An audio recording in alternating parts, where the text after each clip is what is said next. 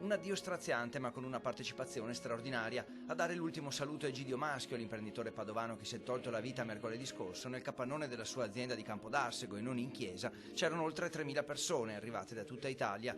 Tra rose, macchinari e uffici gli amici d'infanzia, l'ex sindaco di Cadoneghe Mirko Gastaldon, una delegazione di primi cittadini e centinaia di dipendenti, ma anche la commozione del fratello Giorgio che con lui ha creato dal nulla l'azienda e del governatore Zaia che cerca di consolare la compagna, e poi il ricordo di Monsignor Liberio Andreatta che prova a dare una spiegazione.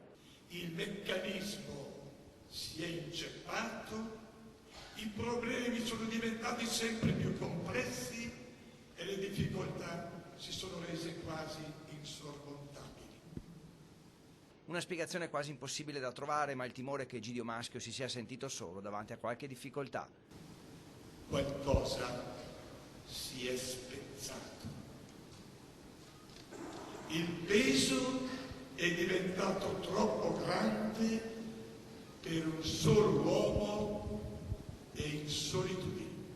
E poi l'invito a non scoraggiarsi, ad affrontare con serenità anche i momenti difficili, addirittura ad accettare qualche inevitabile sconfitta. Non dobbiamo abituarci a saper perdere, che non tutte le partite della nostra esistenza vanno in porto come noi vorremmo. In prima fila autorità, prefetti, alti ufficiali dei carabinieri come il generale Mezzavilla, ma dietro di loro e perfino in piedi chi l'ha conosciuto sul lavoro, tra le lacrime dei dipendenti, commossi e spaesati, anche il tentativo del figlio Andrea, insieme all'altro figlio, Mirko, di affrontare il futuro senza il riferimento del padre. I problemi per lui erano una gioia, non c'era problema che avesse paura del problema. Tra musiche, cori e lunghi momenti di silenzio, il saluto straziante dei nipoti. È sempre stata la nostra rotta, un punto fisso per ricordare.